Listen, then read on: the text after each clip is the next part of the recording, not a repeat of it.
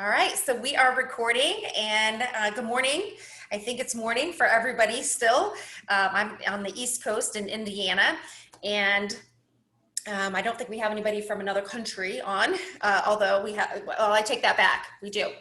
But yeah, so today is Thursday, right? Yes, I think, right? I'm still on the right day. And we are doing another one of these mastery series. So I have been doing these in the hopes to provide these group opportunities because like you all, gosh, there's only so many hours in a day. So this allows me to provide information and get you the knowledge that you might need on a tool that you haven't used, or maybe if you are using something, but you've just discovered it and experimented on your own, there might be some things that you miss. And this is a really great opportunity for me to make sure that you really know how to use these tools and features of OnBoard so that you can maximize your investment and help with facilitating all of those different activities and actions. So hopefully you guys are seeing my slides. Sometimes I've had trouble with that. I'm gonna just double check. I think we're good. Feel free to interrupt, interject, and please don't leave me hanging. So even if you don't feel comfortable unmuting, definitely use the chat and use the Q&A just because I want this to be interactive. So I'm letting a couple more folks in. Awesome, we're up to 15. I really am excited. So you should be seeing the screen. I think you all know me, right? I'm Jenny, and I am here at OnBoard. Again, we're in Indiana. I'm actually in the office today in a meeting room because I have issues with bandwidth at home. I think we can all relate sometimes. Today I'll be flying solo, but I do want to mention Dean Floyd is going to be working with many of you. So those of you that are in education, which is my primary focus, Dean also works with our higher education and education groups after implementation. So if you haven't been introduced to him, just wanted to put his face to his name because you'll be working with him very soon. So again, you're all set up where you can talk if you'd like. I do want to mention that I've been doing other sessions, right? So if you are newer and you have not either attended a live session or signed up for a recording of our core or basics, this is some of the things that I'll be going over. Again, you may have done some of these, right? I would hope, if you're not brand new, but you might have, again, experimented and possibly missed something. So we want to make sure you really know how to leverage the core features to the fullest extent. Then today's session is one of the advanced training, and I found out that I had to split these into two parts. So today we're actually focusing on item 1 here, which is actions. So actions will be in the menu, and I'll show you. That's the actions or check mark icon where you find approvals, surveys, and eSignatures. Now, I believe everybody on the call has access to that actions menu, and we're gonna focus on those features today. If you haven't attended the session where I cover messenger, tasks, also analytics and advanced permission usage, we had that today. You can even post something in the chat here if you want me to send you the recording, or there is a session next week that you can attend live where we'll talk about that.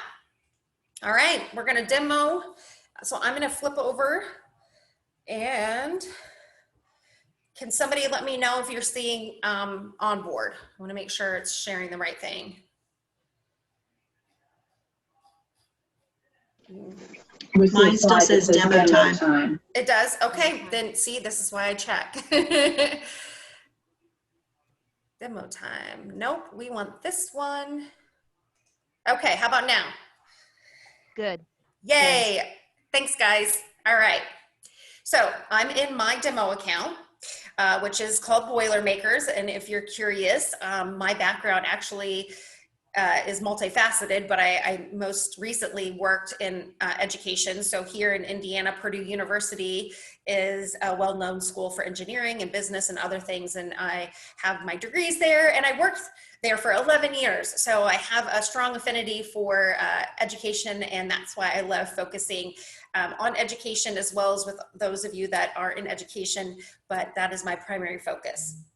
So as I mentioned, in your main menu over here is the actions with the check mark. So I want to do a quick poll, and then we're going to start with eSignatures. So I have just one quick poll for you. I'm launching it. If you don't see it pop up on your screen, you might have to go to the Zoom menu and click the polls, which might be flashing. And if you would, I want to know, what features are you planning to use? So this covers actions, which is approvals, the surveys and polls and eSignatures, but also those other features, messenger, tasks, advanced permissions. So go ahead and pick all that apply. And this helps me know where to put our focus, especially for today, in terms of where you guys tell me within the actions features. So I'm watching for that. We've got 8 people, 9 people have submitted, 10 people. Again, if you don't see it popped up on your screen, you might have to click the polls option. So, okay, good. So it looks like we've got 80% of people, 86%, good. So nearly everybody on the session has submitted that. So I'm gonna go ahead and end it. And we've got majority as far as actions are concerned, and hopefully you can see I'm sharing the results. You can see that 85% of you said surveys and polls, and then approvals, which is the voting, and then eSignatures. So actually I'm going to shift, and we're going to start with the surveys and polls, since that's where the majority of you have your interest, but we'll cover all of them. All right. There we go. Now, so I'm going to click over to the surveys, and you can see here that I have a lot of templates. So take advantage of my knowledge of working with so many groups that I have been able to encounter lots of different use cases. So here are just some examples. Board nomination forms, your annual related or conflict of interest survey. When we are in-person, doing in-person meetings, menu selections for lunch, for dinner, board evaluations, board meeting. So you can do very detailed after every meeting, or simple and do them every time to make sure that you're getting constant feedback. If there's things that you didn't get to in a meeting, you can get feedback on what might need to go on a future agenda. Self-assessments, things that either are done annually that are formal, or this tool is great for informal. So if you're used to things like doodle poll, maybe you have meetings that you need to, that come up, right? I know everything's so disrupted these days that even if you had a standard cadence or a meeting cycle, now we know that some things are having to get thrown in ad hoc. And if you wanna sync around a date or time, you can use this kind of like a doodle poll to put out those dates. So here's, again, disclosure reports, conflict of interest, complex RSVP, right? Mostly those are being really beneficial when we are in person, because you need to know, are you attending the committee meetings? Are you attending the board meetings? If you have events on campus, oh my gosh, the Big Ten, which our Purdue University is a part of, just decided after they were postponing till spring for athletics, they're actually going to start the football season. So even though I can't attend live, I'll be able to enjoy football. So we're excited about that. So sometimes you have your meetings around events, commencements, or if you're not in education, right? Still, are you coming? Are you attending the lunch? So again, very informal to very formal. All right, so I want to build a survey with you all and give you a sense for how to really use the features and the different question types. So you being all administrators or creators will have the ad. So I'm going to click on add, and it's going to open up this template on the right to help you with getting those things filled out. So make sure you give it a very clear title. So if the survey is, let's say, a meeting evaluation for board of trustees or board directors, and put the date. So maybe I have a meeting tomorrow. Because you can see where I have all my templates on the left, you want to be specific so that you can find those. And we have a filter or a search, right? So be specific. Don't just put, you know, a generic board of trustees or board director or meeting. Try to include dates or other easily identifiable things. So here is something that is not commonly understood if you're experimenting on your own. You see a start date and an end date. So naturally you think, oh, I need to fill those in. That's not true. We have these question marks here. They are subtle, but they are here to help you. So if you see them, or please try to look for them, like be kind of deliberate about looking for them because they include important information, definition, or tips. In this case, it says these fields are optional. Okay, it also tells you what happens when you fill them in. So let me describe that. If I put a start date in, it's that same date and time picker that you would be familiar with from when you're doing this at a meeting and setting the date and time of a meeting, right? If I choose tomorrow, the 18th, and I select the time, and let's just say I pick noon, tomorrow at noon Eastern for me, this survey will open, whether I'm ready for it to open or not. This is great if you know how to use it because I can set it up today and have it open automatically on a future date. These can stand alone, or you can link them to a meeting. Again, that's a tip that most or some groups don't know or haven't done. Any of these action items can live on their own and be opened and go through as a standalone. You can also link the item to a meeting agenda item. So, for example, if I wanted to have this meeting evaluation linked to my adjournment agenda item so that at the end of the meeting, they're prompted to fill it out, I could set the time for it to open either when the meeting starts, somewhere in the middle of the meeting, if some people don't stay for the whole thing, maybe we have executive session, so some people leave, right? So you can, this is a great way to set it so it does open for you. So as you're managing multiple things during the meeting, that's one less thing you have to worry about. Or if I exit out, you have the status field. Again, there's a question mark.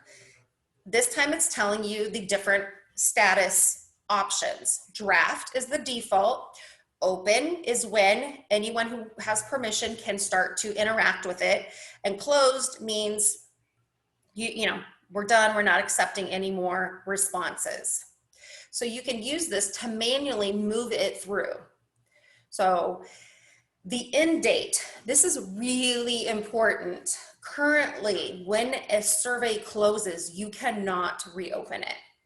You can copy it, and I'll show you how you can copy.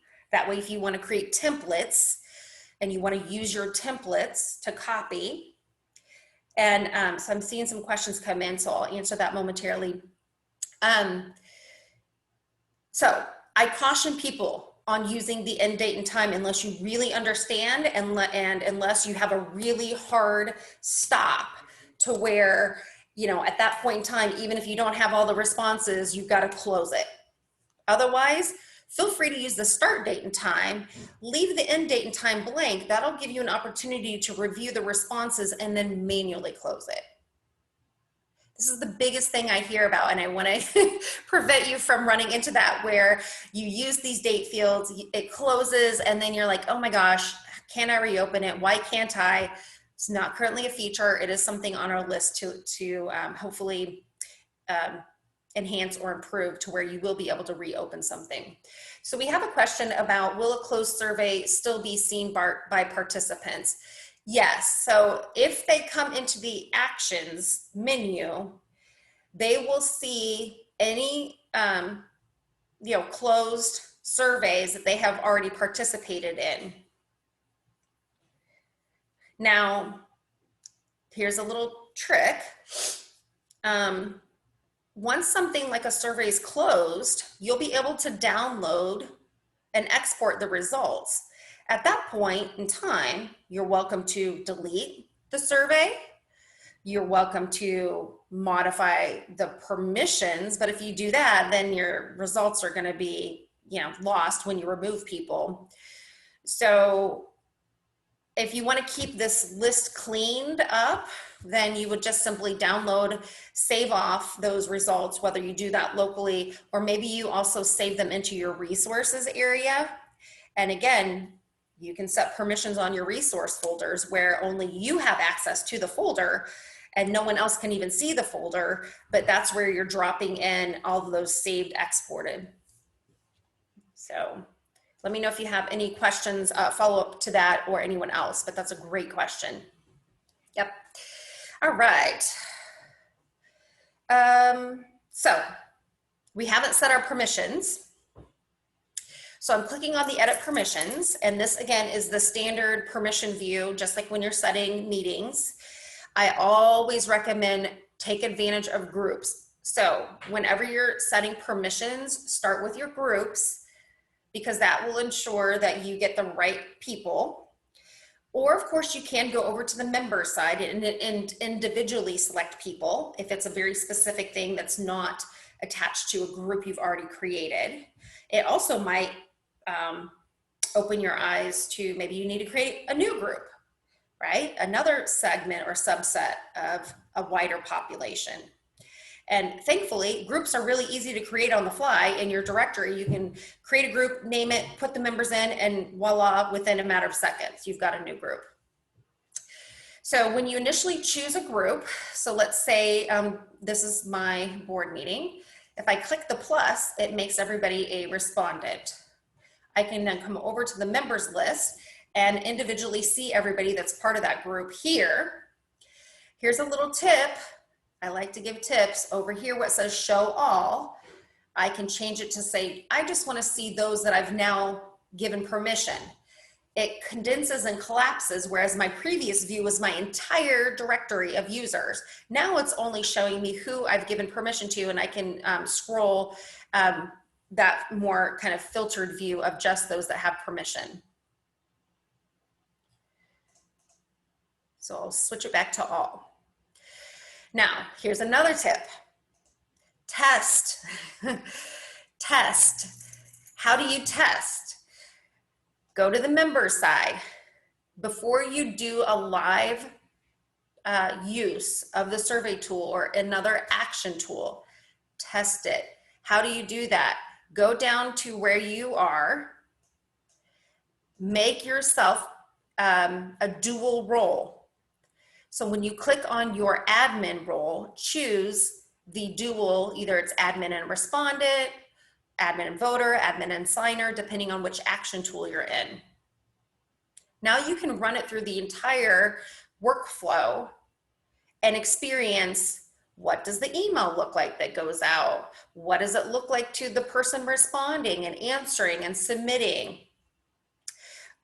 When you close it, how do you download the results? How do you view the results while it's open? So I'm gonna leave it with just me in this dual role to test. And even up here, maybe you wanna, say test. So that you know this one's your test.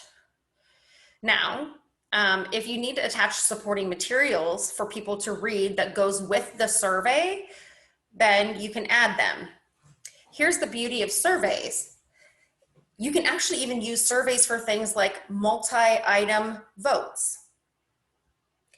So we have an approvals tool where you can have an item that requires a yes, no, or abstain vote. But let's say you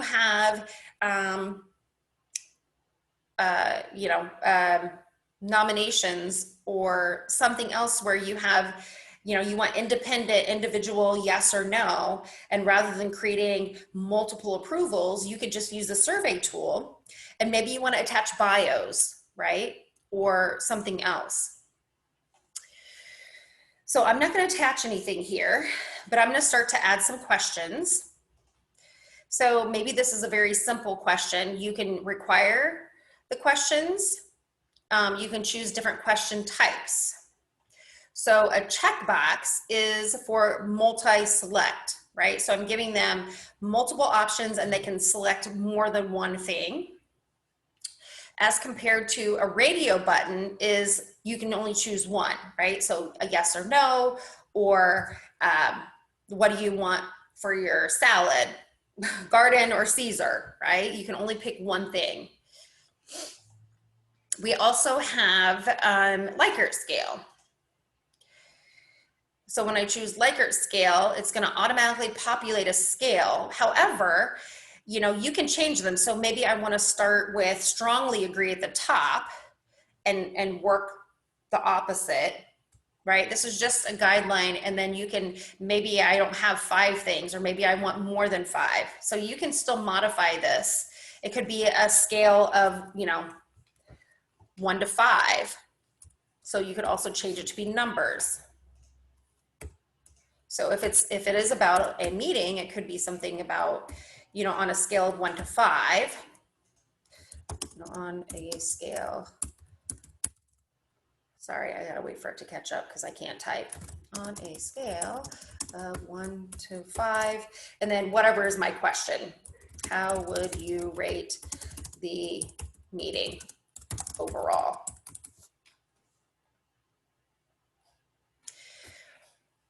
I'm going to require that.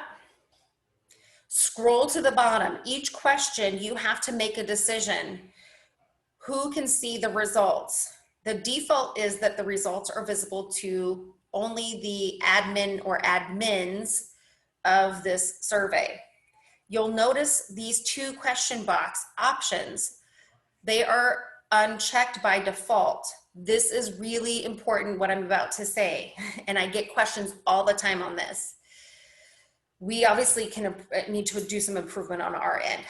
So as it stands, if you want to see the results while the survey is open, you must click at least one of these boxes. There is a way to see the results while the survey is open, but you must have one of these boxes checked. You can select both. If you're only selecting one, my recommendation is to choose roll call. That's what's going to allow you to see who has answered along with what they answered. If it is a survey where it's okay for the people responding to see each other's responses, then by all means, choose results visible to voters. You will be able to see them as well.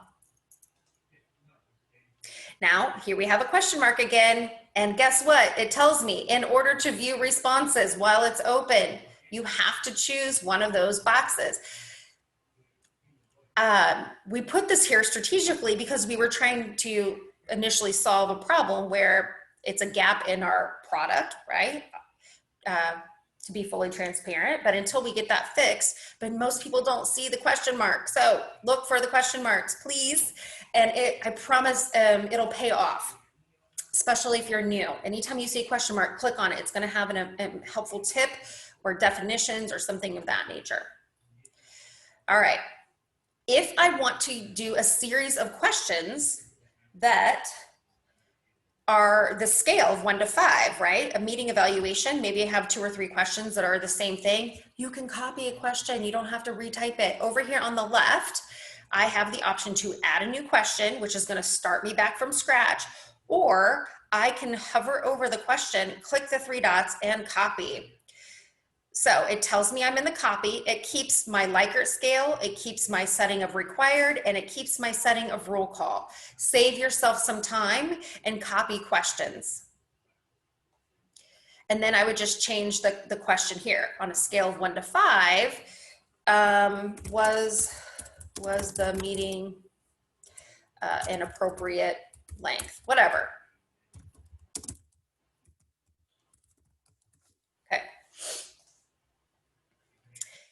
Here's another tip. Maybe you want to offer them the option to write in addition to answering. You'll notice here that I don't have an option to add a write-in addition to this, but here's a trick. I can change this from Likert Scale to checkboxes. It kept my 1, 2, 3, 4, 5, but now I can add a write-in. So I could maybe say, optional, please share feedback in the write-in area. Okay, so there's a trick. I'm still using kind of that scale, but now because I changed it to checkboxes, I have the write-in. Okay. If you are building a new survey from scratch and you need to change the order, so maybe I add a new question. So I clicked over here on the bottom left, add a new question, but I really want this to be in between 1 and 2. If you select edit, I can now grab this and change its position. The little red circles are delete. Okay. So even if you aren't sure and along the way you're building this on the fly, you can change the order. Let me pause here because I've left you, I hope, with some things that if you haven't used this, now you know some really great tips and best practices. If you have used it and you've learned by experience some of the things that I've mentioned, but maybe I hope you picked up a few new things. Let me know if you guys have a different type of specific survey use case or a question about the setup. And I'll pause here and then I am going to walk it through. I'm going to actually open the survey, respond, and I'm going to close it. So I'm just going to take a look over here at our Q&A and also the chat.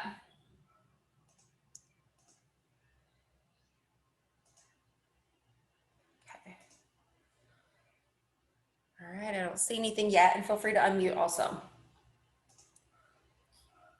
Hopefully this is helpful. Again, if you're multitasking, which I understand, listen for the word tip or best practice so you can jot it down.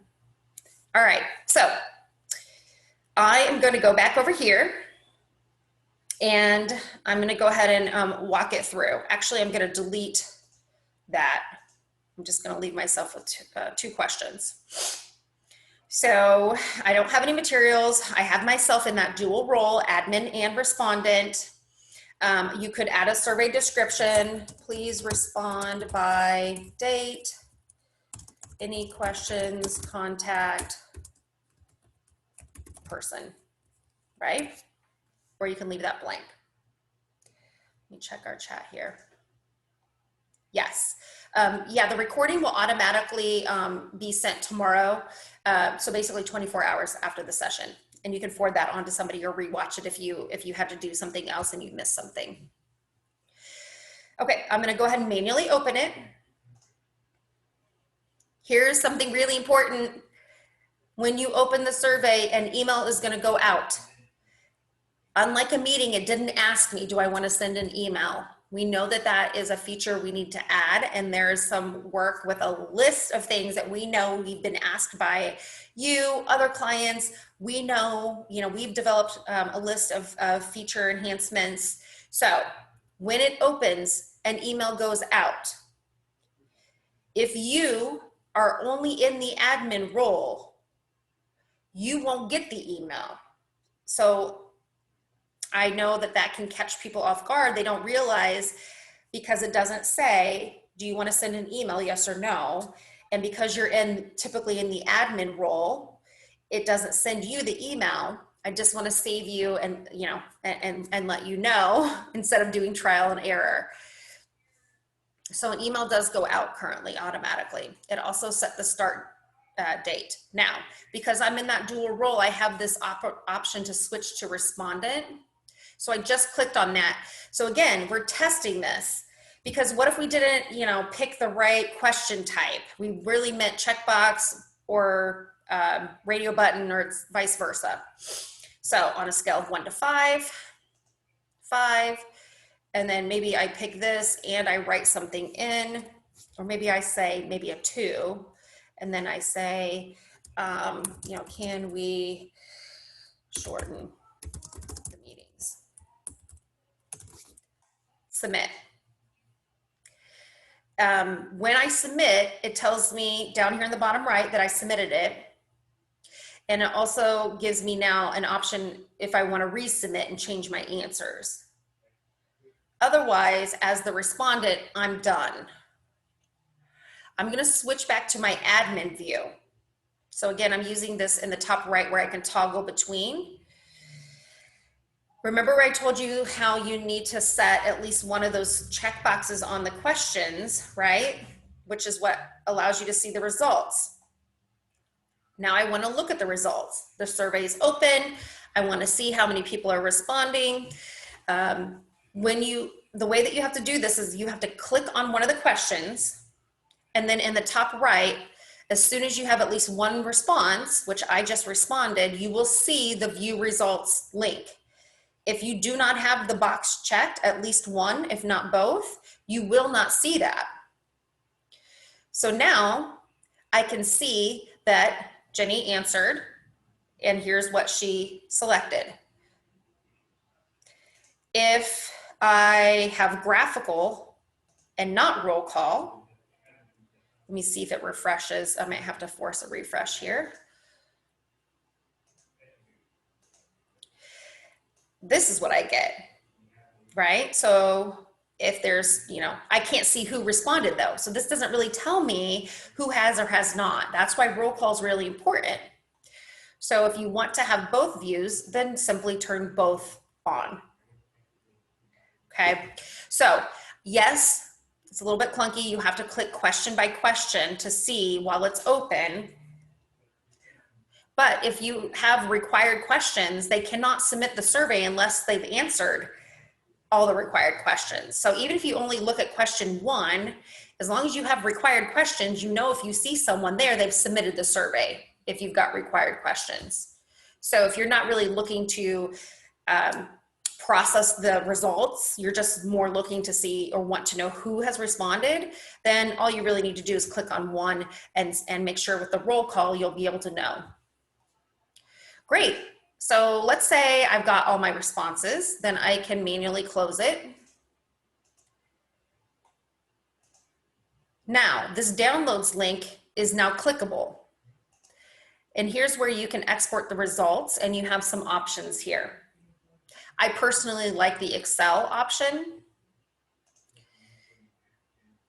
And I'm going to change my screen sharing and show you as soon as this opens. Sorry for the behind the scenes of there we go.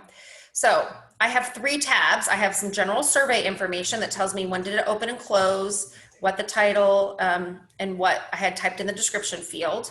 I have this tab for question summaries that automatically has some graphs, but I personally use the tabular data. So I'm going to have a list of everybody who responded, and then I can, so if I need to sum something or I need to quickly look at who answered yes and who answered no. So again, I personally like this tabular, so I can quickly see for a question, how did everybody respond? So if you're trying to get a count of something or get a consensus, etc. There's also a Word version. Okay, that's really, let me make sure. Oh, I know. So I'm done. Great, my test was successful. Now I'm back in my survey view. If you have a lot of surveys, just like I do with templates, then you can use the filter. So this is where having that naming convention comes in handy, right? I called it a test. And here it is. It's categorized between draft, open, and closed. They're grouped.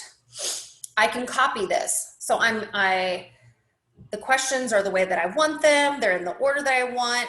Great. I don't have to recreate it. I just hover over it, click copy. Now I take the word test out. I take the word copy out. I update the permissions for the real people, whether it's groups and or individuals or a combination, excuse me, right?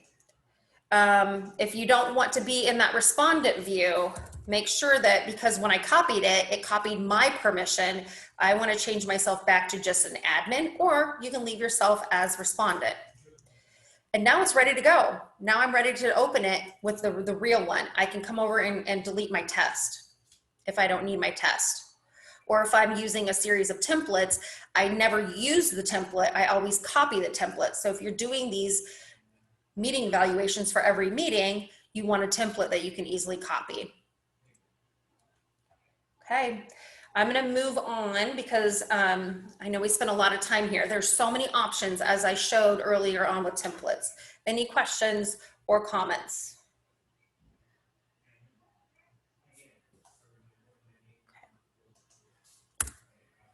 And remember, you can delete these. They're gonna stay here permanently. The one last thing I guess I do need to show, because I mentioned that those stand alone, or you can link them to a meeting. If you have, you know, a meeting, doesn't matter. Of course, it would probably be an upcoming meeting. Do I have any agenda items here? Yeah. So here you can see I already have a linked approval. So how did I do that? Well, let's say under new business, I want to link that survey, right? You might link a survey if this is an end of meeting evaluation to your adjournment section, but you simply click the edit next to the agenda item where you wish to link that, and then you choose link and action. And now I can see my approvals, my surveys, and my e-signatures. And again, I can search. So here is my real one. I click the radio button, I go back, I close it, and now my survey's here. So that's how you can link it to a meeting.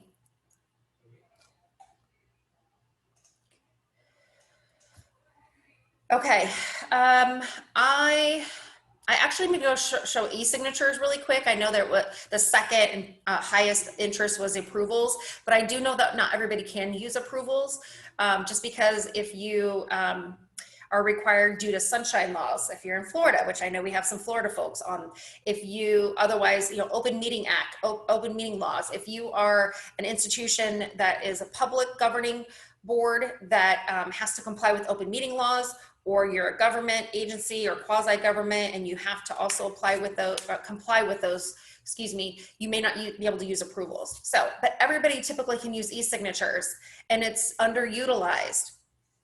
Here are some examples for e-signatures.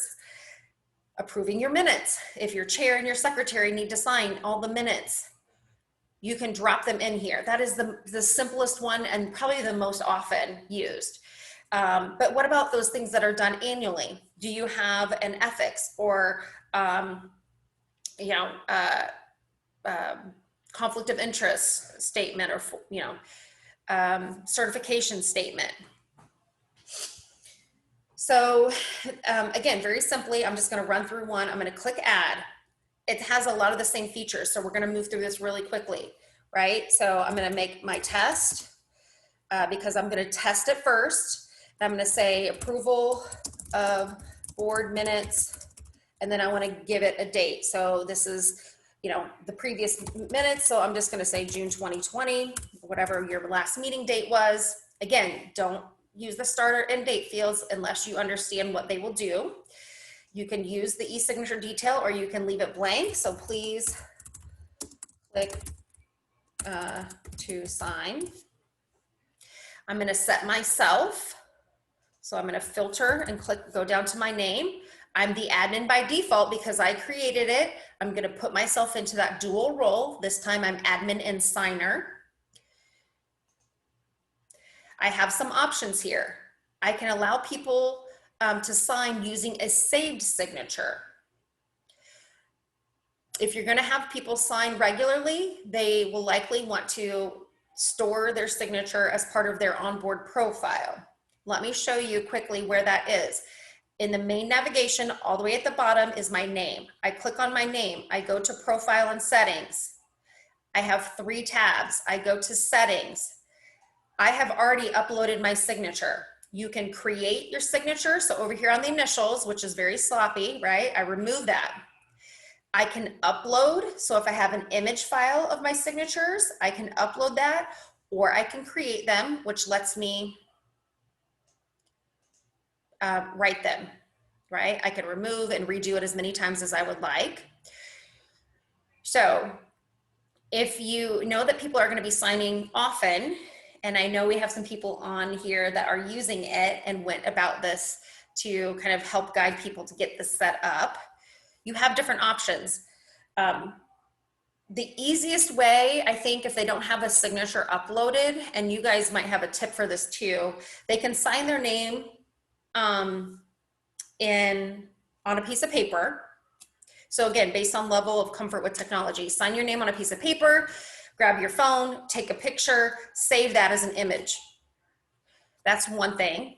If you have a whiteboard application on your computer or something else that, again, if you're comfortable, you can open that up, sign your name, and save that as an image. So there's, you know, or if you have the mobile app, either on your phone or your tablet, when they sign in on the mobile app for OnBoard, they can go to their profile and settings and use their finger or use a stylus. So if that, at least, you know, it's better than using a mouse, right? So different options there. So that's where you can preserve your signature. You don't have to have one on file to use eSignature though. So even if they don't have one on file the first time they use it, that's not a problem. It'll just prompt them to sign. So let me go back to my test. That's what the allow signing with saved signatures means. Yes, if they have it saved as part of their profile, I'm going to let them use it. Otherwise, if I uncheck the box, they're going to be prompted to do a fresh signature. Do I want the person signing, not me, the admin, do I want to allow downloading of the signed document? I, as the admin, will always be able to do that. This is actually referencing the person or people that need to sign. Do you want them to be able to download from OnBoard the final executed document? You can use the eSignature tool for an individual person. So if it's conflict of interest, you can have an e-signature for each person and have an individual e-signature, or excuse me, yeah, e-signature for a conflict of interest. In that case, you'd be wanting to put the name of the person and copy, right? So you set up your template and then each person would sign their own. I've been working with groups who have something that usually each person signs one piece of paper, but if the end result is you just need a confidentiality, ethics, whatever that form is, and you just need to have one on file that has everybody's signatures, then you can save yourself some time, make one e-signature and attach some e-signature or signatory pages, right? So if your document is one page, but you have 20 directors, you might want to add an extra blank page as part of your document, right? So if it's Word or PDF, it would now be a 2-page. The first page is what they read. The second page is basically just a title that says signatures. And then you don't even have to have lines. You could have lines, or you could just leave the rest of it blank. The point is you have to have enough white space real estate if you're going to put multiple signatures on. So you could also do that. I'm going to add my document. So in this case, it's going to be some minutes.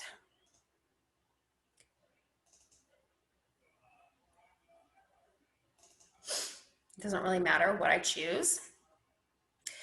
Here's another thing. If you are always having minutes signed, you can actually create a folder. So down here at the bottom, I can select a destination to save my signed documents to resources.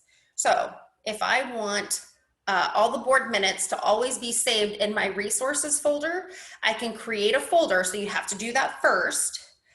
And then I can select a folder path. This is going to show me all of my available folders.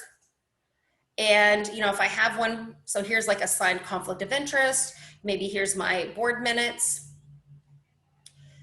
Now, when this is executed, it's automatically going to put a copy of it in my resources for me. So that's going to save me a step. Okay, recap. I named it, I put in the details, I set myself in the dual role. I added the thing that needs signed. This is optional, this last item. You don't have to have it go to your resources. But now I have to say, where do I sign on the document? So that's the edit signature blocks. So it's going to open up the document I attached. And, you know, if I have a line or whatever, then over here would be the list of people. So it's just me. I can put it wherever I want. And if I'm ready, I hit finish and open. Or if I'm not quite ready, I can go back. It's going to sit here and draft unless I have a start date. So I'm going to go ahead and manually open it. It's sending an email. It's also posting into the notifications area that I have something awaiting my attention. So here was the survey that we did. I could have clicked on this. If they see it in their notifications, they can click the notification. So here is saying it's now open, please review and sign, which is similar to the email I received. So either way, if I click here, I have to switch to my signer, right? I'm in that dual role. And now I can click sign. So this is the view that the signer would see. If they didn't click to it from the notifications, instead, if they would have clicked to it from the email or gone directly to it from the actions menu,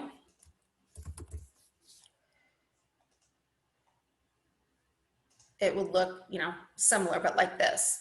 So here's my button, here's my document. So very clearly, I know I need to click to sign, right? It's giving me an indication of what action is needed and giving me a button.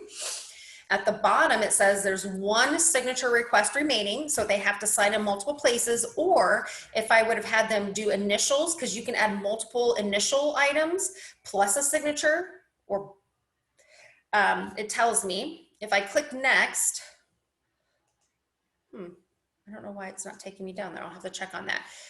It's odd. Okay. It should be taking me down to the page. I don't know why it wasn't doing that. I'll check on that. So here's my signature block. If this item had other board member or other individuals' blocks, I only see my own, right? So they're not going to see each other's. I click, my signature's already on file, so it pops up. If not, it would be blank and I would have to use my mouse, or if I have a touch screen or I'm on the mobile app. If I'm typing it fresh, remember I said you don't have to have your signature already on file. When I do create it, if I'm happy with that and I want to save it to my profile, I can do so by clicking this box. Mine's already saved, so I just simply click add. So this is important for you to understand that the signer will see the green. It'll change to green. It says it's signed. Down at the bottom, it says I've fulfilled all my signing requests. However, I don't see it yet because it's still open. It could be awaiting other signatures, or it could just be awaiting the admin to close it. As the admin, I'm getting an email telling me all signatures are received. So, you know, you can be doing other things. You could have a e-signature open. You'll get an email which will alert you that all your signatures have been received, which is your cue to come in. So you will come into actions, and in your admin view, if you want to just confirm, you can always click on the signature blocks and look at it, and it'll open it, and you can go down and look and confirm that yes, it's green. But you have to close it. So I've confirmed, yes, everybody has signed. I close it. And now the edit signature block says downloads. So if you don't have this destination selected, which is optional, you can download it from here. It's going to download it as a PDF. So even if it was a Word document, the exportable item is going to be a PDF. And here is where you will see the actual signature, and it automatically puts the name and a date and timestamp for you. So again, you don't have to have lines for signature, name, date. So you can streamline your documents to have either just one single line or no line, because you just place the block. And then lastly,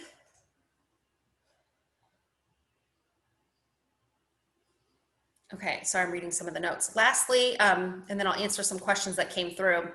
Because I did have the destination set, I'm gonna go over here, right? I put it in board meeting minutes. I'm gonna go to my resources. I'm gonna go to my board meeting minutes. And because I, picked a template, there it is.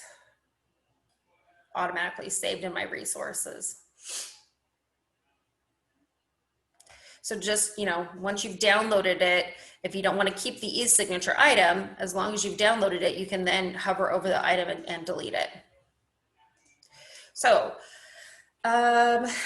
we had, for surveys, I think this was a question about surveys, can you add e-signatures? Currently, no. So that's one of the things with our next round of enhancements to the action tools is to blend those things together. So on the survey tool, I have lots of different wordings of what groups have used for basically you would be asking them to type their name and possibly type their date. You would want to probably consult with your legal counsel or general counsel to make sure it's okay to accept a typed name in lieu of a signature, electronic or wet signature. Many groups have been successful in just adding one or more questions to the end of the survey where basically it could be a checkbox. So it could be that you choose a question that's just a checkbox that says, I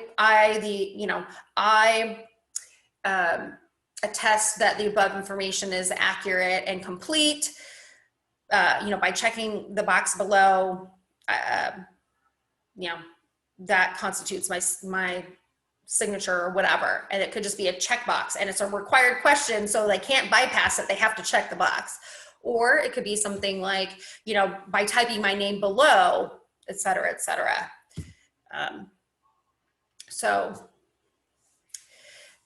Okay, so Tracy's asking on the e-signature, can you send a reminder? Yes, you can. So let's see if I have one that's open here. Let's see what this one is. So here, this one has multiple people and you can see there's a send reminder option. Great question. Here's another one. I'm so glad, Tracy, that you asked this because it reminded me of something else. What if you have a holdout? What if somebody doesn't sign? Here's the thing. If there are signatures that are not open or signatures that have not been received and you try to close it, not at the bottom, it says not all signatures have been signed. What am I going to do? I cannot close it. I need to close it. I need to move on. I'm going to get with that one person.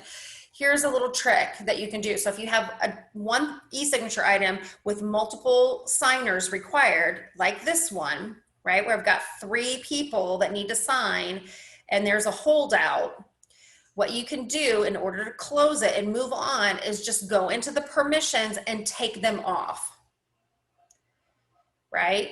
So take off those people that are your holdouts or they're on vacation and you've got to move on and you're going to have to get their signature another way. Just take them off and you'll be able to close it. Okay. So I know we're actually running out of time and many of you wanted to go through the approvals. So I just want to show you 1 or 2 that I already have. So let's say, let me see if I can pick something. It doesn't really matter. The point is that you can only have, basically they're voting on one item. So you can't have 3 things in one approval. It's one thing that they're voting yes or no on. That one thing could be your consent agenda, right? So it could be that in my consent agenda, I have 3 things, but of course, as is common with a consent agenda, they are voting unanimously. If you think though that something might be moved off of consent agenda, you need to be thinking about that. So otherwise, let me take one of these that's a template. Maybe you have, here is a group that had a new job description and they wanted to get some feedback and get that approved. So I'm going to copy my template. Building the template is very similar to all the other things that we did with surveys and e-signatures. I'm in the copy. I'm going to change this quickly to test. take the word copy out. I can put a description or not. If I do need a signature with the vote, you can require both voting and signatures with approvals. You want to attach the documents, even if the document is part of the agenda of a meeting. I always recommend you also attach it to the approval. It makes it very, it improves the experience of the person signing. So you might have the item in two places, on the agenda and also linked and attached to the approval. So I'm going to add something here. See if I can find that item. I don't know where it was. Maybe I don't have it in here. Here it is. So this is approving a job description or something. It could be anything. Who needs to see it? Do you as the admin need to see it? Because as people are voting, they shouldn't see how each other vote. You don't want to influence others voting. Then you can just set it for admins, which is the default. Or you can say all. The other thing here is you can enable discussion, which you want to do this if you are using this in between. Don't forget, you can use the approval tool and link it to your meeting agenda item, or you can use it as a standalone where you don't have to have a meeting because you have a vote that happens in between. You can use this as a standalone. You can enable discussion. You can turn, make it visible to everybody or not, attach the documents and open it, and people will get emails. They'll get emailed when people post to the discussion. It'll be a threaded discussion. Everything is contained within this one item that they need to do to cast their decision. So I'm turning on the discussion feature. I've got the results visible to everyone.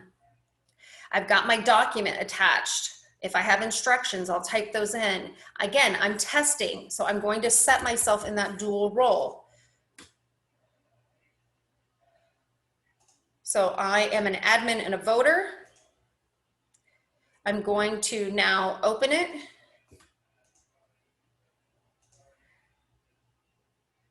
I'm going to switch to my voter view so I can see what will it look like to that person.